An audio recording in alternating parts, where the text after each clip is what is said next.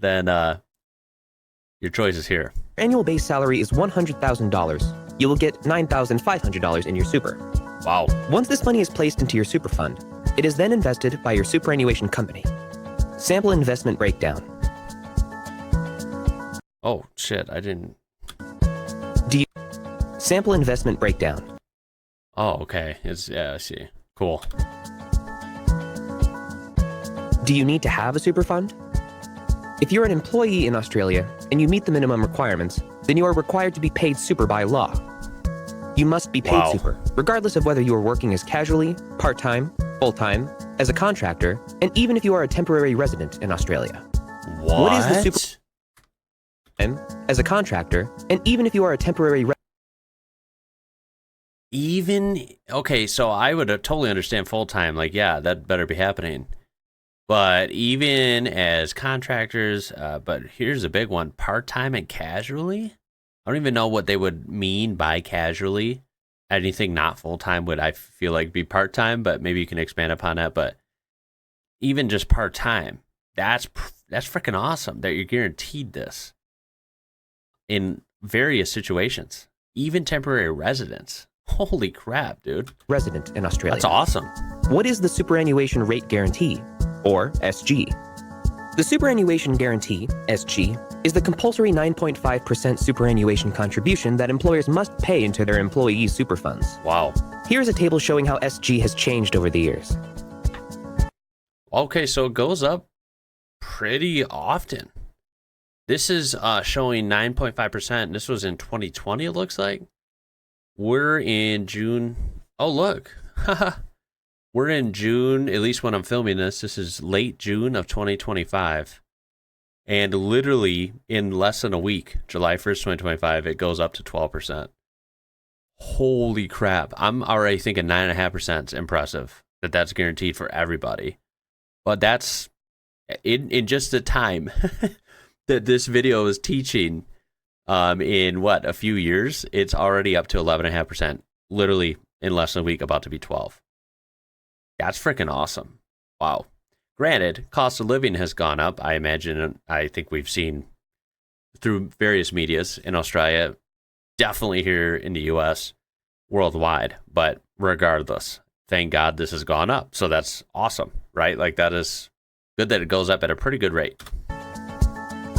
It's not like it waits every 10 years to go up 0.5% or something, right? This goes up pretty often. What types of super funds are there? What's the difference? Within that tax structure, there are various types of superannuation funds, including retail super funds, industry super funds, corporate or public sector funds, self-managed super funds, SMSFs, retail funds, typically run by banks or investment companies. Anyone is usually able to join. Offers the widest range of investment options, excluding self-managed super funds. Offers various insurance products through the fund. May offer access to financial advice. May offer the ability to view your super alongside other savings accounts. Have employer-sponsored divisions within the fund. Large organizations such as banks and insurance companies tend to run retail super funds, open to anyone, while others are limited to employees in specific industries. Different funds available to reflect different industries. Amount of investment options available is usually smaller than with retail funds. Corporate funds. Set up by an employer for its employees. Membership is usually restricted to current and former employees. This would probably be by big corporations, right? May run as an industry fund or a retail fund. Okay. Group insurance is often negotiated by employer with the trustee on behalf of its employees. Self-managed super funds. A private super fund that you manage yourself. So that's good too, right? That you have some freedom to kind of handle this yourself if you would like to, right?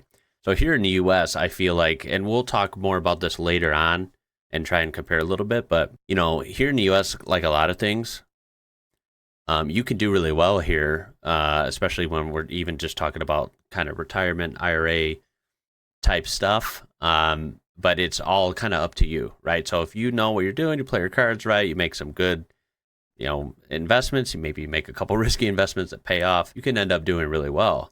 The key word is you kind of have to do that yourself, right? It's really all up to you. And so that's, you know, good. It's also kind of bad if you're not into it. You make a couple mistakes. Maybe you just want this handled by someone else, right?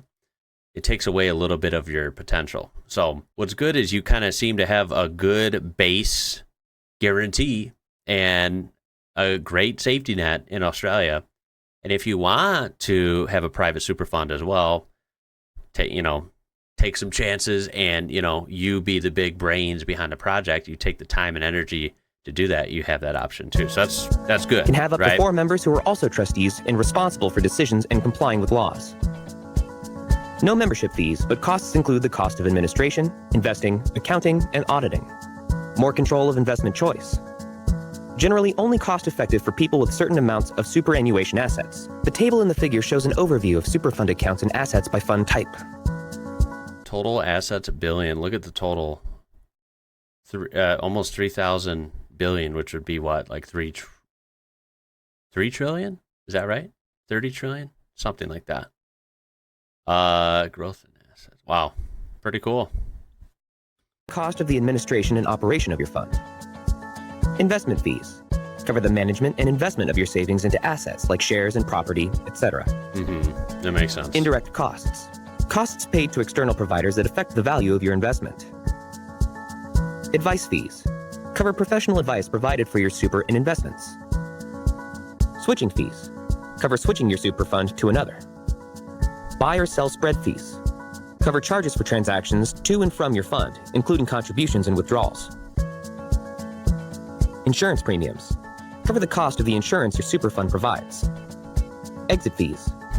Fees for bailing out or closing a super fund. Activity-based fees. Fees charged. Now, could you pull out of your super early? Because that's something that's obviously not ideal or promoted here in the U.S., but you have a IRA account, 401k, not Social Security, but 401ks and traditional IRAs and stuff. You can actually, in a lot of cases, you can kind of take out a loan against your own IRA account, which is kind of cool if you need it, like during hardships or something.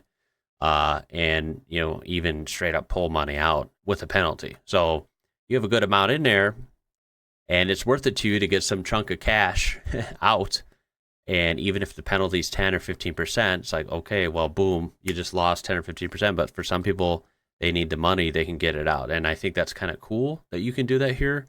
It's not ideal, obviously, but it's just the fact that the option's there is kind of nice. Charged for a specific I imagine there would be exit fees anywhere, so I'm not surprised to hear that, because obviously like those are here too. After a marriage, separation, etc. Here is a chart showing how much difference in super balance can small fees make. How much super do I need before I retire? Yeah, well, I wonder when what it comes the to retirement, golden there's no number is. one-size-fits-all approach. True. Yeah. However, that's to hard give to you a narrow rough down. guide, the Association of Superannuation Funds of Australia, ASFA's 2018 Retirement Standard Report suggests that singles would need $545,000 in super. How the world has changed since 2018. Take me back. 2018 seems like so simple. It was like new era, but still simple compared to post 2020. Holy smokes. And couples would need a combined $640,000 to fund a comfortable retirement. Okay. So $500,000 plus some change for single. Couples, 640. God, not even 100 grand more for couples. I wouldn't think double, but I would think maybe 545 and couples like 750 or 8, but okay. Interesting. What exactly is a comfortable retirement? According to ASFA, it would enable a healthy retiree to be involved in a broad range of leisure and recreational activities and purchase things like a reasonable car, good clothes, electronics, as well as domestic and occasional overseas travel. Does it cost money to change super funds? Super funds cannot charge you a fee for moving all or part of your money to a different fund. Wow, legislation that's big. Banning exit fees came into effect on July 1st, 2019. I just was done thinking, did I hear that wrong earlier? I literally thought we were talking about that there was exit fees. As part of the government's Protecting Your Super package. Wow, very nice. How to find lost super. According to the Australian Taxation Office, ATO. And how nice that you can change your fund to a different type without penalty. That's great. There are more than 6.2 million lost and ATO-held accounts. As of June 30th, 2019, that adds up to $20.8 billion of super money potentially being lost because an individual is uncontactable, has let their account become inactive, or hasn't claimed their money. Well, that's too bad. I'm imagining there's various reasons for that. It would suck if there was just some kind of goofy reasons, like people just didn't pay attention to this stuff and they lost out. That would suck. I'm sure it According happens, to the ATO, unfortunately.